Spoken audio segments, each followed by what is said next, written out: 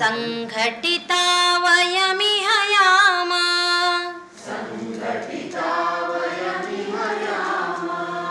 राष्ट्रसमर्चां करवामा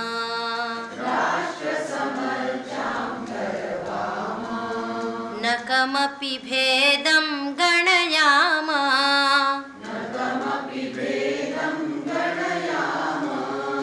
अनुपमस्नेहं वितरामा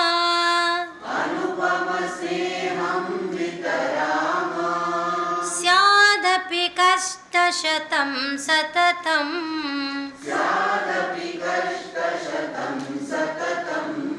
क्रियते कार्यमिदं नियतम्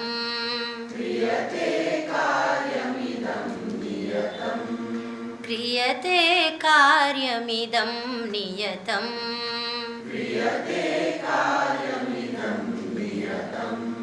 संघटिता वयमिह यामा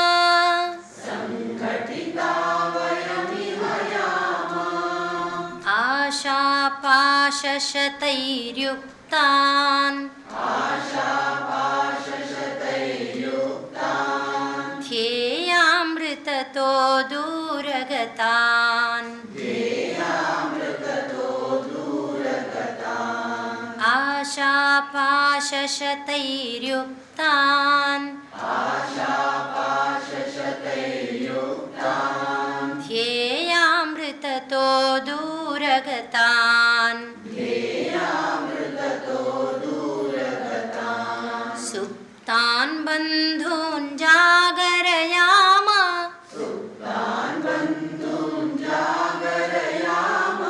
राष्ट्रसुकर्मसु लगयामा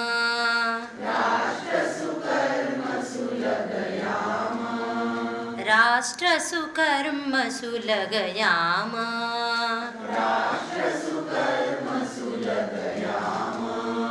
संघटिता वयमिह यामा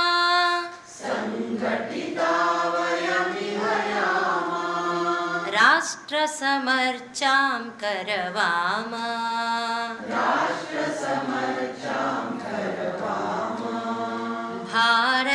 भारतमस्माकं जननी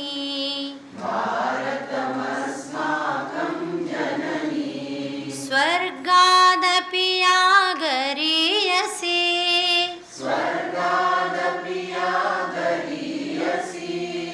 विश्वगुरुं तां करवामा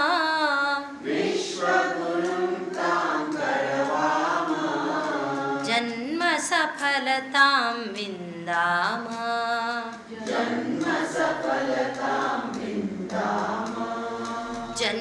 सफलतां विन्दामा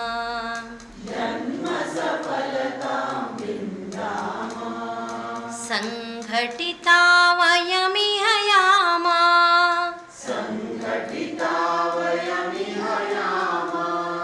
राष्ट्रसमर्चां करवामा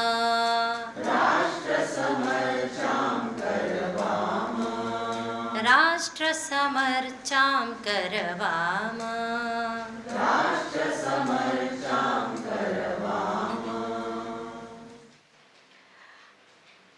श्री गुरुभ्यो नमः। यद्यपि मध्याह्नानन्तरं कञ्चित् विषयं स्वीकृत्य पाठयामि, इदानीं वयं सर्वदा अपि क्रियापदस्य उपयोगं कुर्मः। क्रियापदम् अत्यावश्यकं। क्रियापदं विना वाक्यमेव न भवति। कर्ता कोऽपि अस्ति चेत् क्रिया अपि आवश्यकी एव। यदि कर्ता अस्ति क्रिया अस्ति, यदि क्रिया नास्ति कर्तापि नास्ति। तर्हि अस्माभिः अद्य एकस्य विशेषधातोः अथवा विशेषलकारस्य परिचयः प्राप्तव्यः।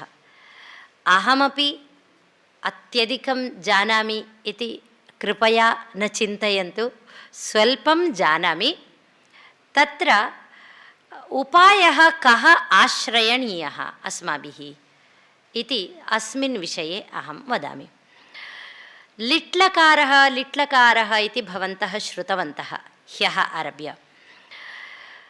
तर्हि लिट्लकारः कदा उपयोक्तव्यः, तस्य प्रयोजनं किम् इत्यादि विषये अहम् इदानीं किञ्चित् आरम्भे वदामि। लिट्लकारः परोक्षार्थकः इति उच्यते।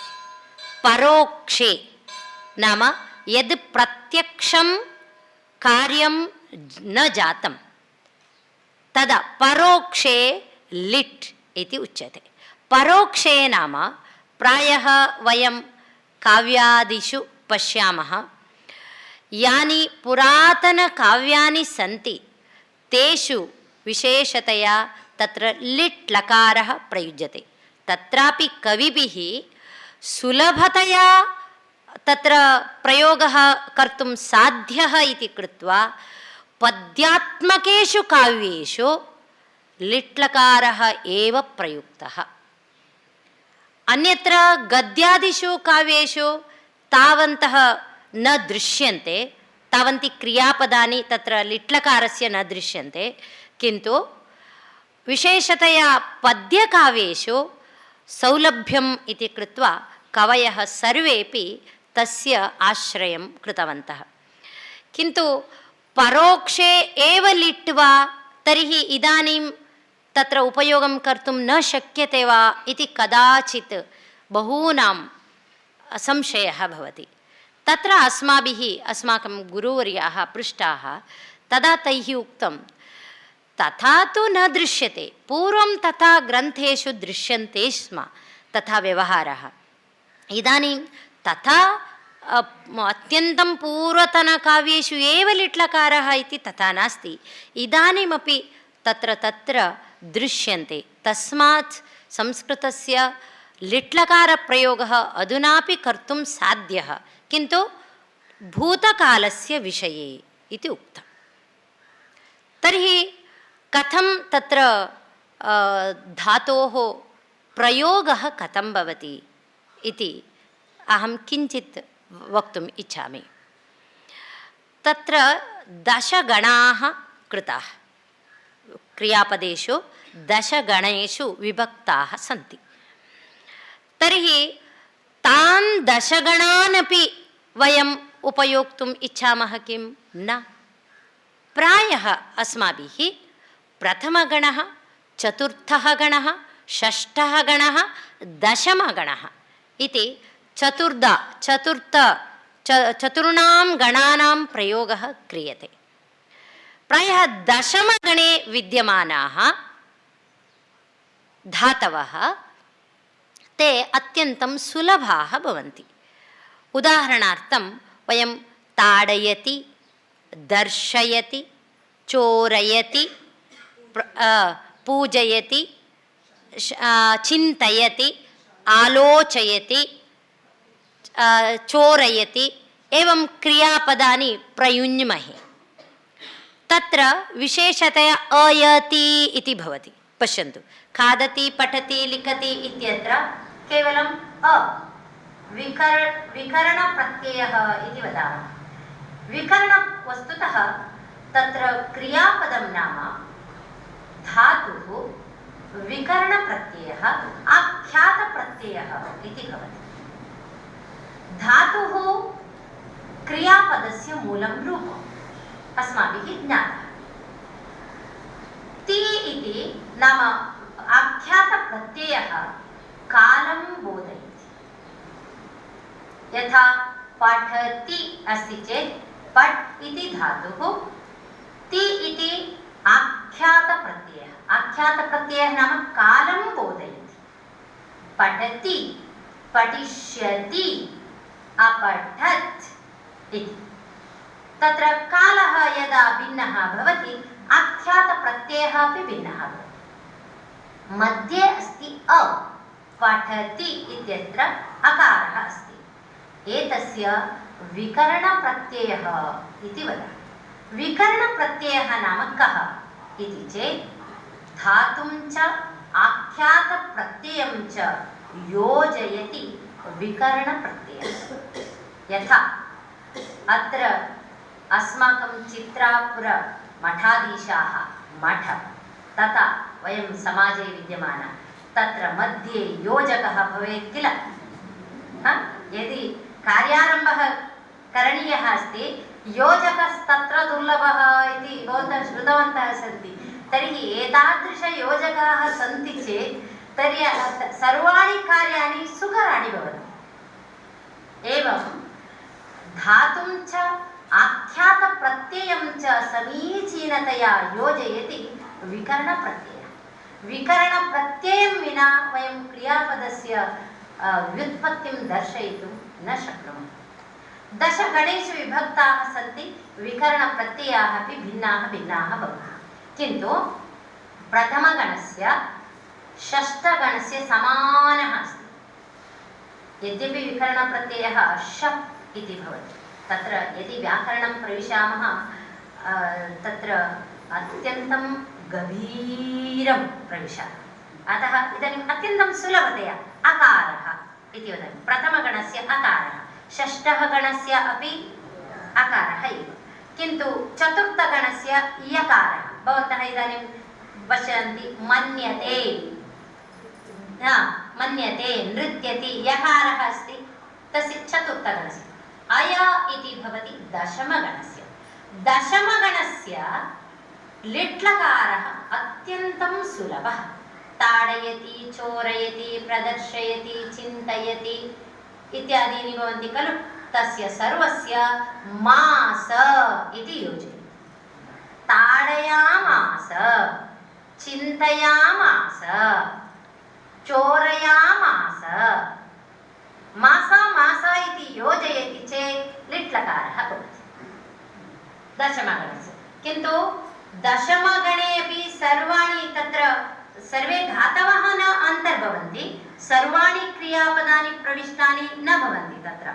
किन्तु णिच् योजयति चेत् करोति, कारयति भवति, कारयामास।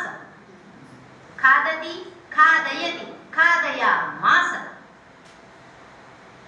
खादयामास, खादयामासतुः, खादयामासुः। खादयामास, खादयामासथुः, खादयामासु, कारयामास, तावदेव, कारयामास, कारयामास, कारयामासिव, कारयामासिव। वयं तत्र विद्यार्थिनां कृते पाठनशैलीं दर्शयामः। तत्र प्रश्नाः भवन्ति, त्रिषु लकारेषु सर्वेषु वचनेषु च लिखन्तु, न त्रिषु पुरुषेषु सर्वेषु वचनेषु च लिखन्तु इति प्रश्नः भवति। तदा वयं वदामः, यदि न जानाति वा मास मास इत्यस्य प्रथमम् एवं कारयामास, कारयामास, कारयामास। कारणं तत्र त्रीणि वचनानि, त्रयः पुरुषाः सन्ति। प्रथमपुरुषः, मध्यमपुरुषः, उत्तमपुरुषः। एकवचनं, द्विवचनं, बहुवचनं च अस्ति। प्रथमपुरुषे एकवचने कारयामास, मध्यमपुरुषे तत्र बहुवचने कारयामास, उत्तमपुरुषे एकवचने कारयामास। अतः तत्र यदि अर्ध अङ्काः सन्ति तर्हि एतेन सार्ध एक अङ्कः प्राप्तः एव छात्रस्य न। अतः सुलभं रूपं दर्शयति। कारयामास, कारयामास, कारयामास लिखतु प्रथमं। तत्रापि छात्राणां कण्ठस्थीकरणं सुलभं, अस्माकं ज्येष्ठानामेव क्लेशः। यथा कण्ठस्थीकृतं कदाचित् न अस्माभिः न स्मर्यते, यतः वयः अधिकं, वयः प्रकर्षः, तस्य किमपि वयं कर्तुं न शक्नुमः। तदर्थं किं चिन्तयामः, यथा कम्प्यूटर् जनाः भवन्ति, किञ्चित् एतावदेव ददाति चेत् अनुक्षणं तद् सूचनां लघुरूपेण ददातु, अनुक्षणं विशेषरूपेण दर्शयति, बृहदाकाररूपेण दर्शयति। तद्वत् अस्माभिः अपि लघु लघु अंशाः कथम् इति चिन्तनं कारयामास कारयामास कारयामास। प्रथमपुरुषद्विवचने कारयामासतुः भवति, पश्यतु, कारयामासतुः भवति। मध्यमपुरुषद्विवचने कारयामासथुः। केवलम् एकस्य अक्षरस्य भेदः, तत्र अल्पप्राणं मध्ये महाप्राणं, तावदेव।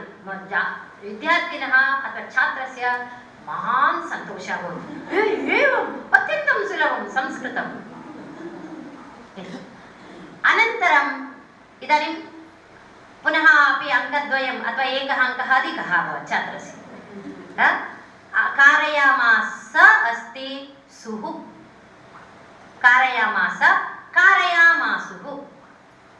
धनिकः कार्यं कारयामास, धनिकाः कार्यं कारयामासुः। न वा? इदानीं कारयामास उत्तमपुरुष एकवचने अहं कारयामास, अनन्तरं कारयामासिव कारयामासिम, कारयामासिव कारयामासिम, व म केवलं अत्यन्तं सुलभरीत्या पाठयति। तदा छात्रः पुनः इदानीं छात्रं यदि पृच्छति अनुक्षणं वदति कारयामास कारयामासतुः कारयामासुः, कारयामास कारयामासतुः कारयामास, कारयामास एव, कारयामास कारयामासिव कारयामासिम, तावानेव भेदः। पश्यतु, अन्यत्र कुत्रापि भेदः एव नास्ति। इदानीं भवन्तः बहूनि क्रियापदानि लिट्लकारे ज्ञातवन्तः। कानि कानि क्रियापदानि एकैकम् उदाहरणं वक्तुं शक्नुवन्ति? कारयामास, चोरयामास, रचयामास, कथयामास, क्षालयामास, प्रक्षालयामास, प्रार्थयते इति भवति, प्रार्थयति न भवति, अर्थयति न प्रार्थयति, चोरयामास, मापयामास, मापयति, दण्डयामास, समीचीनं, चिन्तयामास, सूचयामास, ताडयामास, बोधयामास, पाठयामास, पाठयति, क्रीडयामास, एकम् अत्र जागरूकता, क्रीडते इत्यस्य क्रीडयामास न, क्रीडयति, क्रीडयति इत्यस्य निच् प्रत्यययोगे तदा एव भवति, किन्तु चिन्तयति तु स्वयमेव दशमगणे प्रविष्टः अस्ति, तस्मात् चिन्तयामास। खेलयामास, खेलयति, खादयामास, लेखयति, लेखयामास, बोधयामास, गमयति, गच्छति इत्यस्य गमयामास। एवं दशमगणे प्रविष्टः धातुः भवेत्, अथवा परस्मैपदी परस्मै धातुः किन्तु विशेषतया निजन्तं भवेत्। दर्शयामास शक्यते, दर्शयति, दर्शयामास, पूजयामास, पूजयति। एवम् अत्र इदानीं मास इति एकं क्रियापदं भवन्तः ज्ञातम्। इदानीम् अन्येषु अस्माकं कष्टम्, अन्येषु धातुषु तत्र अन्यानि सर्वाणि वक्तुम् अहं न शक्नोमि।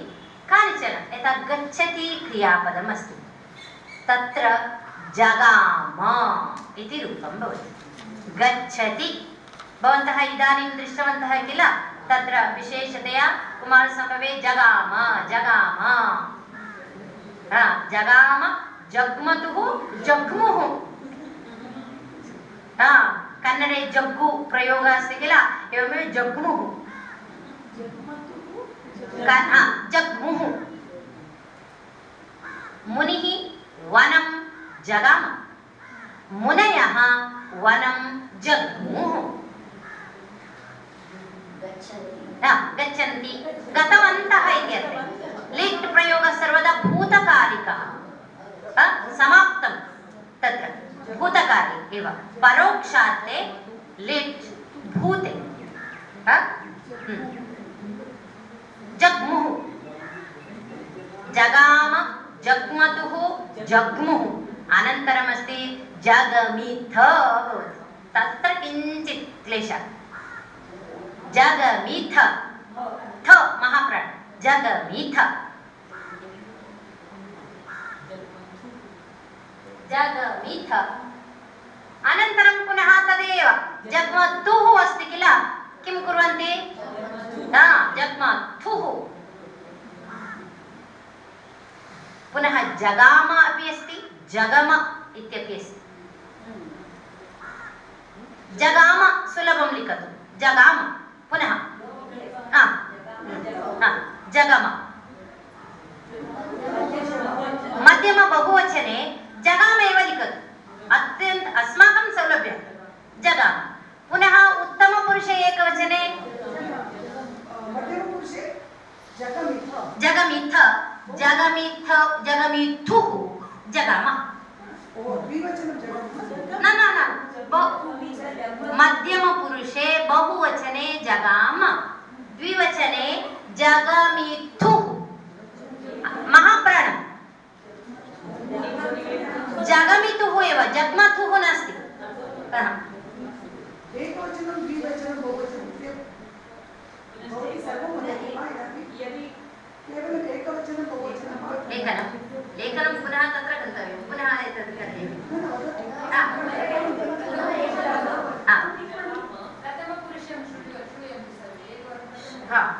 प्रथमपुरुषे जगाम जग्मतुः जग्मुः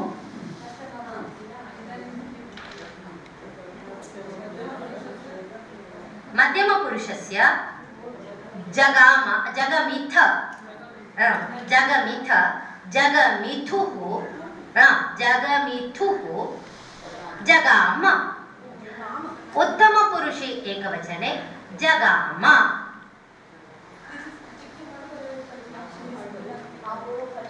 जग्मिव जग्मिम जगाम जग्मिव जग्मीव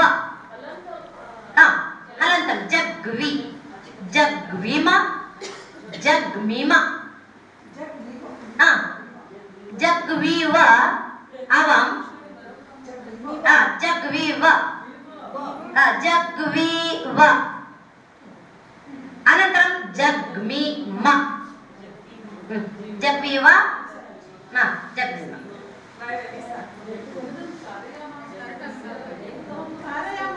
कारयामास मध्ये एकवचने कारयामास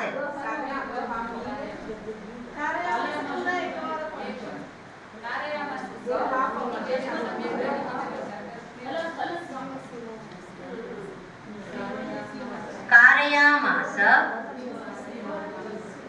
कारयामास कारयामासतुः कारयामासुः कारयामास वस्तुतः कारयामासीथ इत्यपि अस्ति कारयामासीथ यथा जग्मीथ इति कृतवन्तः किल मध्यमपुरुषे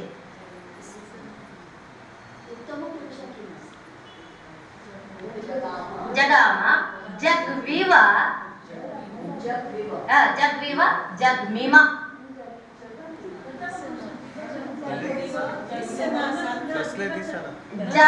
जग्मतुः ग हलन्तं जग्मतुः जग्मीम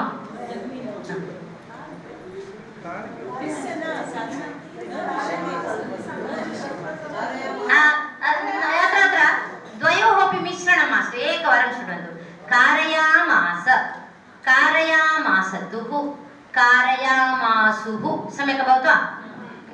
कारयामास कारयामासथुः कारयामास पुनः वस्तुतः कारयामासीथ अस्ति मध्यमपुरुषे एकवचने कारयामास अपि शक्यते पुनः कारयामास कारयामासिव मासिव कारयामासिम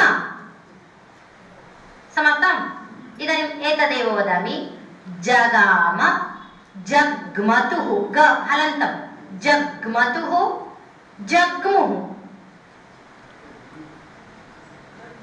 जग्मुः विसर्गः जग्मुः वदामि जगमीथ जगमीथ न जग्मिथ नास्ति जगमीथ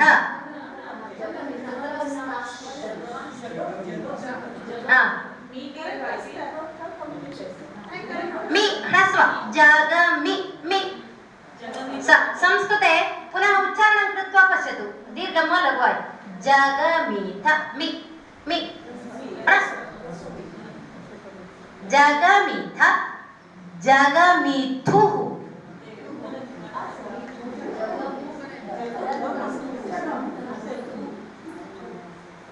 जगाम पुनः जगाम जग्विव जग्मिम मि जग्मीम द्वयमपि मि मि जग्मीम जग्मि जग्विव समीचीनं जग्मिम नास्ति हलन्त नास्ति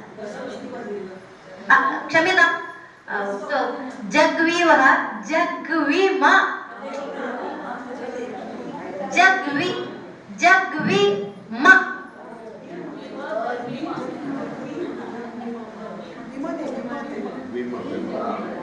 जग्वि अन्ते केवलं चेञ्ज् भवति परिवर्तनम् अन्ते केवलं लिट्ल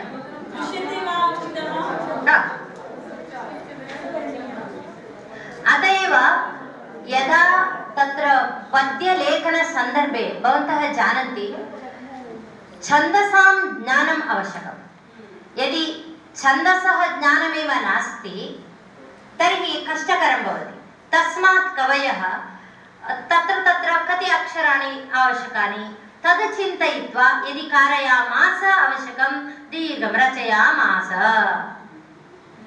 इति लिखन्ति विवासयामास तत्र वाल्मीकि रामायणे विवासयामास रामं ततः प्रेषितवान् तत्र विवासयामास इति लिखति यदि लघु एव आवश्यकं जगाम बभूव तावदेव लिखति अतः अक्षराणि यानि यानि अपेक्षितानि सन्ति छन्दसानुसारमेव तेषां रचना भवति तदर्थम् अत्र लिट्लकारस्य प्रयोगः साधु अपि भवति सुकरमपि भवति यदि लिट्लकारप्रयोगः किञ्चित् ज्ञातः भवति तर्हि बहूनां तत्र श्लोकादिकं रचयन्ति खलु अत्यन्तं सौलभ्यं भवति श्लोकरचनेषु अस्तु जगाम इति तर्हि लट्लकारे क्रियापदं किं वर्तमानकाले क्रियापदं किं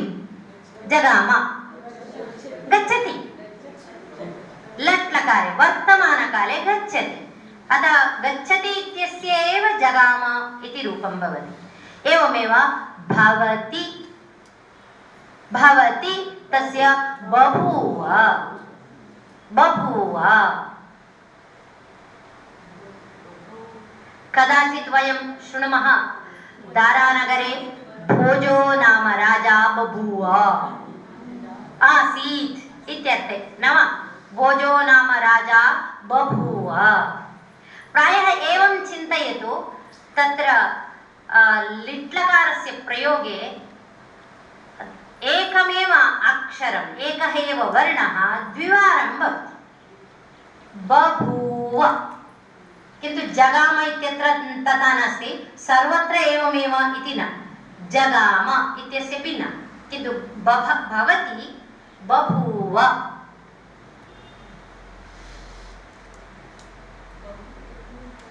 बभूव लेखनीयं पूर्णम् आवश्यकं, पूर्णम् आवश्यकं। बभूव, बभूवतुः, बभूवतुः, लघु बभूवतुः, बभूवुः, बभूवुः, बभूविथ, लघु बभूविथ, थ महाप्राण, बभूवि थ, बभूवथुः महाप्राण।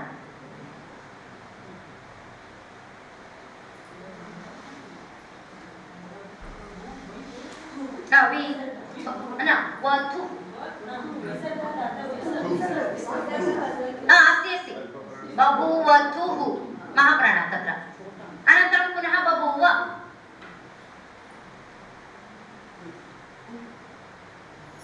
एतत् कारयामास इव पश्यतु। पुनः उत्तमपुरुषाय बहुवचने एकवचने बभूव, बभूव बभूव बभूव लिखतु। न बभूव बभूव बभूव लिखतु इति। एतस्य सार्ध एकः अङ्कः प्राप्यन्ते इति। उत्तमपुरुषे इदानीं द्विवचने बभूविव, बभूविव, बभूविम।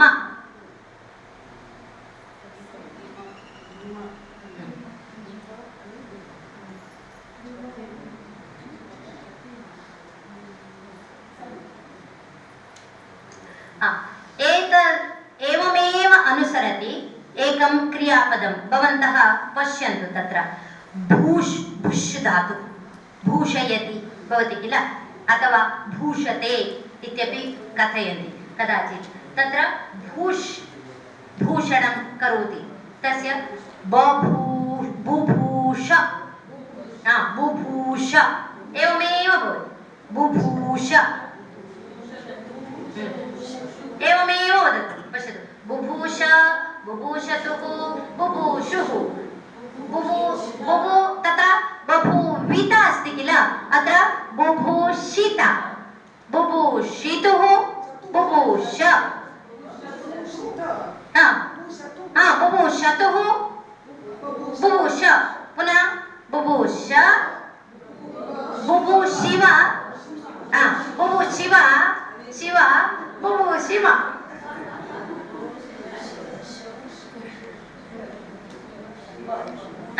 किन्तु अत्र कदाचित् बभूव एतस्य प्रयोगः अपि तथैव, बभूवुः। पुरातनकाले तत्र एतावन्तः राजानः बभूवुः इति प्रयोगः श्रूयते। एवं कथायामपि वयं कदाचित्, कथा तु पुरातनी कथा खलु, अतः चिन्तयित्वा इदानीमपि वयं कथा लेखितुं शक्नुमः। तत्र एतावन्तः मुनयः बभूवुः, राजानः बभूवुः, बभूव एकवचनं, बभूवुः बहुवचनं, राजा बभूव। एकस्मिन् राज्ये परमदयालुः राजा बभूव आसीत् इत्यनेन।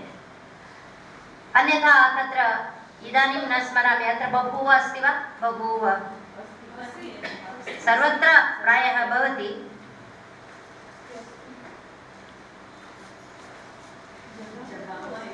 जगाम, जगाम सर्वत्र अस्ति। एवमेव भवन्तः तदेकं कुत्र कस्य बभूव, उत्तमपुरुषे एकवचनं बभूव, बभूव वाक्यम् अहं बभूव इति भवति। अहं बभूव, अहम् आसम् इत्यर्थे, अस्मि इत्यर्थे न, अहं बभूव। आत्मनेपदम् एकवारम् अनन्तरं भवन्तः जुहाव इति दृष्टवन्तः किल जुहाव जुहोति आह्वानं करोति जुहोति आह्वानं करोति तस्य जुहाव ते आहूतवन्तः पार्वतीं ते बन्धुप्रियां बन्धुजनः पार्वती इति आहूतवन्तः खलु जुहाव इति अस्ति अतः बन्धुजनः अस्ति तस्मात् जुहाव अस्ति बन्धुजनाः जुहुः जुहाव जुहुः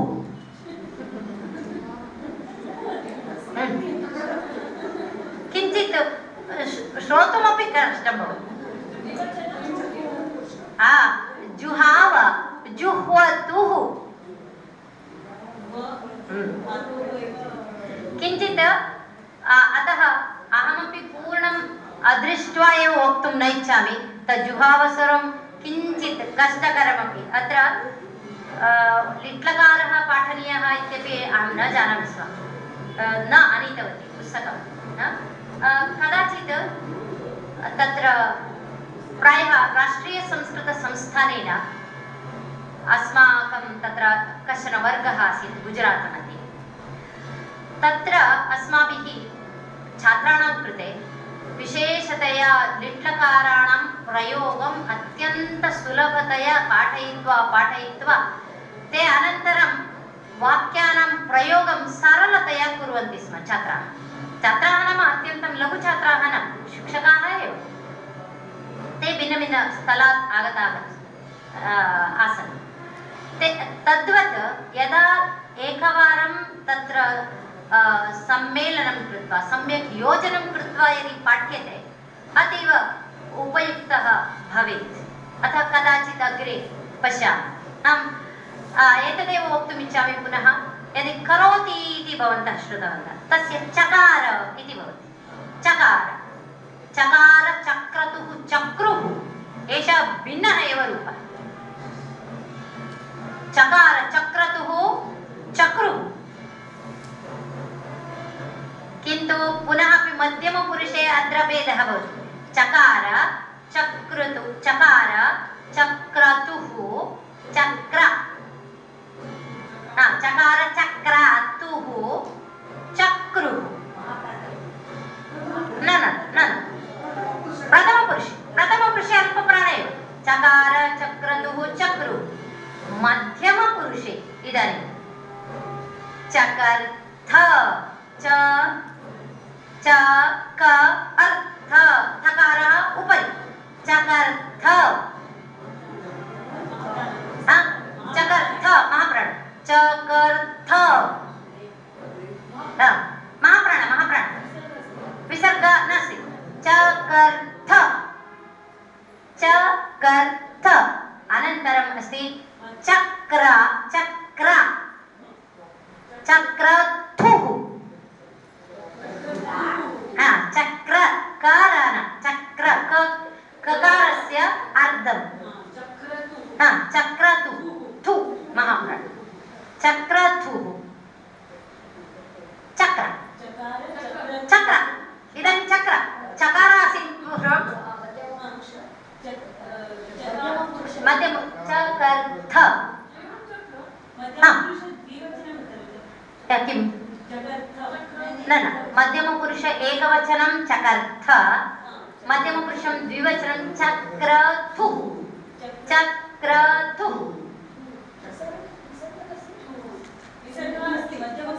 मध्यमपुरुषे द्विवचने अस्ति प्रथम एकवचने नास्ति चकर्थ चक्रथुः चक्र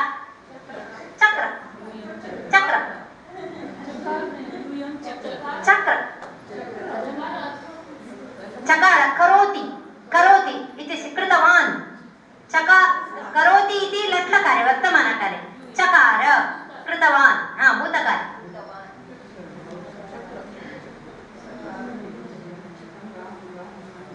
चक्र समाप्तं वा इदानीम् उत्तमपुरुषे एकवचनेपि चकार चकर चकार चकर चकर चकार द्वयमपि चकार चकार चकर एकवचन चकार अपि इदानीं पश्यतु अस्य भिन्नः एव क्रमः चक्रुव चक्रुम कृष्ण चक्रुव चक्रु चक्रुव चक्रुम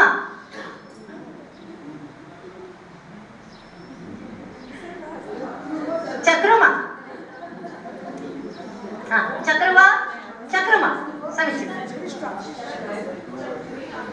आत्मनेपदस्य पुनः तानि भिन्नानि एव रूपाणि आत्मनेपदिनः भिन्नम् एतत् परस्मैपदी करोति इत्यस्य आत्मनेपदस्य चक्रे चक्राते चक्रिरे किन्तु आत्मनेपदीनां बहूनां रे रे रे बहु सुलभं भवति चक्रे चक्राते चक्रिरे लेबे लेबाते लेबिरे प्रपेदे प्रपेदे ते प्रपेदिरे प्रपेदे आगतं किल दिरे सर्वम् अतः भिन्नः एव क्रमः भवति किन्तु एषः चकार अस्ति किल तत्र कदाचित् बभूव चकार बहुत्र उपयोगः भवति अलञ्चकार अलङ्कृतवान् इत्यर्थे अलञ्चकार स्वागतञ्चकार स्वागतं कृतवान् इति वक्तुं स्वागतञ्चकार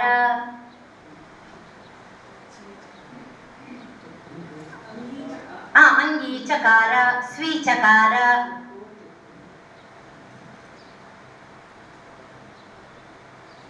बभूव अपि तथैव पालयां पलायां बभूव पलायते अस्ति खलु पलायां बभूव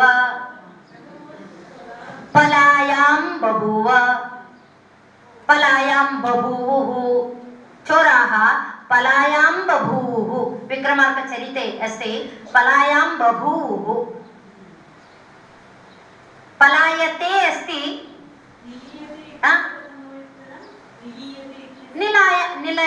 नीलायां बभूव निलीयते निलयां बभूव निला न भवति पलायते इत्युक्ते पलायां निलीयते खलु निलयां बभूव बभूव स्यात् अतः बभूव अपि चकार अपि अन्येन सह योजयित्वा विशिष्टं रूपं करोति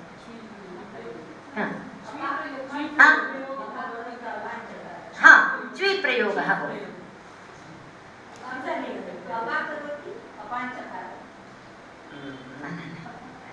अपाकरोति अपकृतवान् भवति अपाकरोत् भवति किल उपसर्गः अप इति उपसर्गः उपसर्गयोगे कदाचित् भिन्नः एव अत्र पश्यतु ददाति विशेषक्रियापदमस्ति एवमेव याति ददाति याति तिष्ठति एतस्य पश्यतु ददौ ययौ तस्थौ ददौ ददौ नाम दत्तवान् इत्यर्थे ययौ गतवान् इत्यर्थे एवमेव तस्थौ पार्वती स्थितवती इति वक्तुं तस्थौ स्था धातोः तस्थौ इति रूपं भवति ययौ ययौ गतवान् इत्यर्थे याति क्रियापदं याति ययौ ययौ ययतुः ययुः गच्छामः इण्गतौ धातु नाम याति उपयेमे अपि उप इति उपसर्गयोगेन आत्मनेपदी अभवत् प्रतस्ते पश्यतु तस्थौ भवति किल स्था धातोः तिष्ठति इति अर्थे तस्थौ इति भवति किन्तु यदा उपसर्गयुक्तः भवति प्रतस्थे आत्मनेपदं भवति प्रतस्थे राजा युद्धार्थं प्रतस्ते राजकुमारः दिग्विजयार्थं प्रतस्ते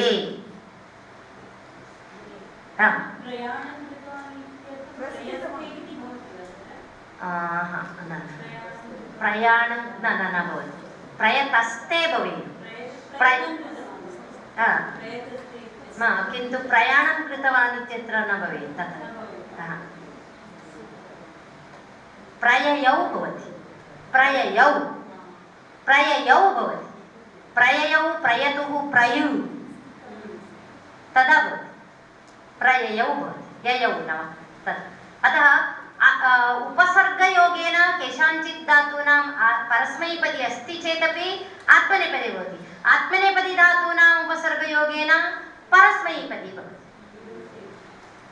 स्वरस्य द्वित्वा कदा भवति भू इति धातु बभूव बभूष बुभूष बुभूष भूष एव धातुः किल तत्र बुभूष भवति किन्तु भू धातु भवति भू धातु न भूष बभूव बभूव तत्र द्वित्व न भवति स्वरस्य किन्तु भूष इति धातोः द्वित्व भवति तद् वस्तुतः गणाः कृताः सन्ति ये धातवः अत्र अन्तर्भवन्ति इति गणाः कृताः सन्ति पुष्पदीक्षित् इति महाभागा कांश्चन अंशान् तत्र उपयोगं कृत्वा तत्र निरूपितवती अस्ति तानि पुस्तकानि पठामः अथवा तेषाम् आधारेण किञ्चित् वयं वक्तुं शक्नुमः कदाचित् अन्यथा एतस्य धातोः एवमेव रूपम् इत्यपि वक्तुम् अतीव कष्टकरम् एव यथा इदानीं चकार एव दृष्टवन्तः किल एतानि भिन्नानि एव रूपाणि भवन्ति अतः एवमेव रूपम् इति यथा बभूव इति तदा इदानीं लिखति एतस्य लिले का भवति पपाठ पठति एतस्य पपाठ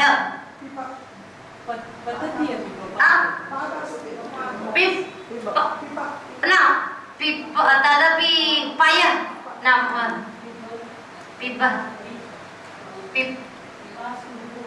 पिपासन वदामि पपाठ पपात तद् पपात भवति पपाठ पपात समानं पपाठ पेटतुः पेटुः पपात पेपतुः पेतुः पपात पतितवान् इत्यर्थे पतितवान् अस्माकं सुलभम् एतत् पतितवान् तत् पपात एवमेव पतितवन्तः पेतुः ते कुत्रापि गर्ते पेतुः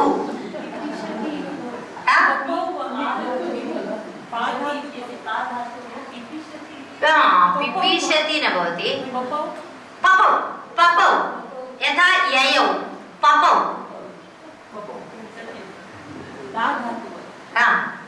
पपुः पपौ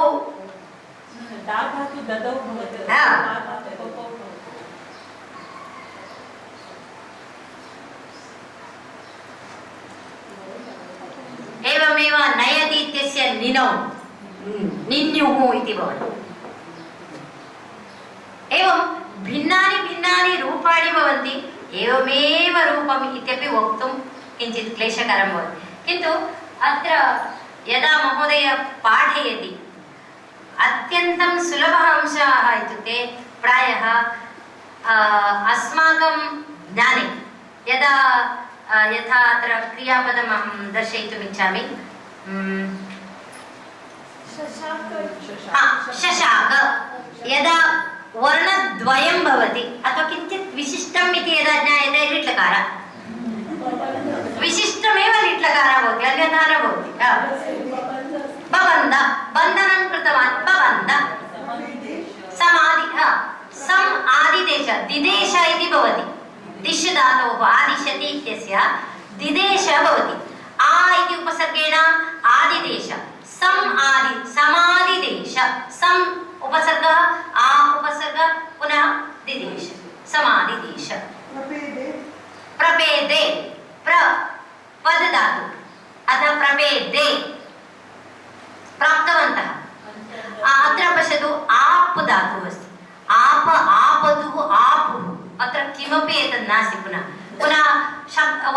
किं भवति इति पूर्वम् उक्तवन्तः।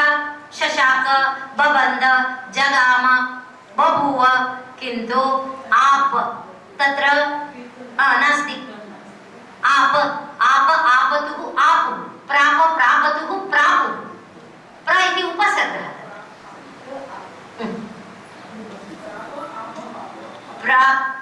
आप आपतुः आपुः, आपुः। पूर्णं न पृच्छतु। न ज्ञानमस्ति चेदपि कदाचित् एवं कश्चन भेदः भवति चेत् अदृष्ट्वा कथनं। प्राप प्राप सर्वत्र भवन्ति, पश्यन्तु भवन्तः। प्राप प्रापुः, प्रापुः प्र उपसर्गयोगेन।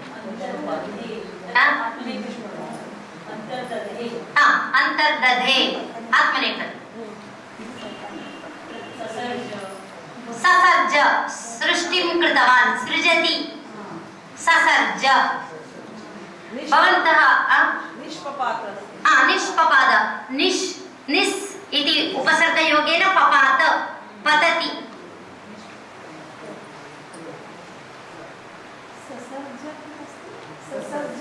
ससर्ज सृजति,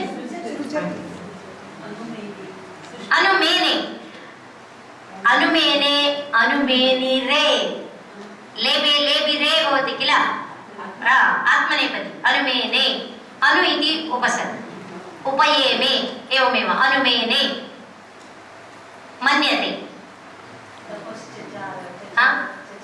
चचार, चरति, आचचार, आचचार, अनुचचार,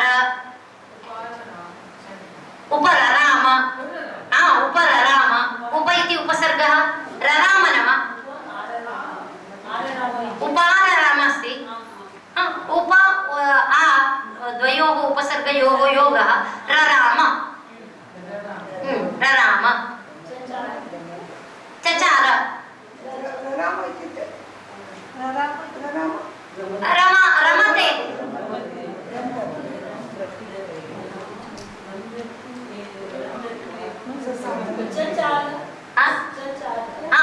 चचार, चलति, चचाल चलति, चलति इत्यस्य चचाल, संचचाल,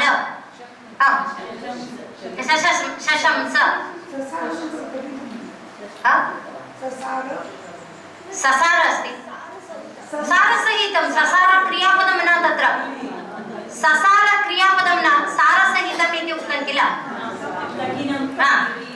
कठिनम् इत्यपि अर्थः अस्ति। ममास्त निनिन्द भवति, निनिन्द, चक्रमे, प्रचक्रमे, प्रवेशयामास। अस्तु, भवन्तः इतः परम् इदानीं पाठयति पुनः। उवाच, वच धातोः वक्ति भवति किल, विशेषतया वक्ति, एतस्य उवाच भवति। उवाच एतत् बहु आवश्यकम्। उवाच ऊचतुः ऊचुः, देवः ऊचुः। संजयः उवाच, संजय उवाच। प्रोचुः, पश्यतु, प्र उपसर्गयोगेन प्रोचुः, प्रोवाच, प्रोचुः।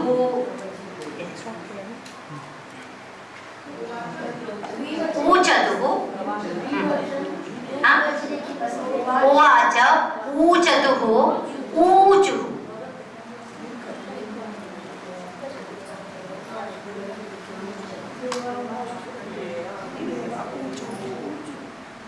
ऊचुः।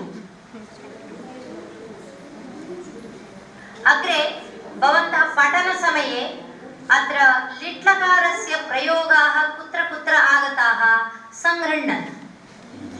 अग्रे कदाचित् पाठन अवसरे एवं भवन्तः यदा मिलन्ति तदा पुनः एकवारं तद् पाठयतु इति उक्त्वा तत्र पठित्वा अर्थं सर्वं ज्ञात्वा प्रयोगं कर्तुम् अर्हन्ति।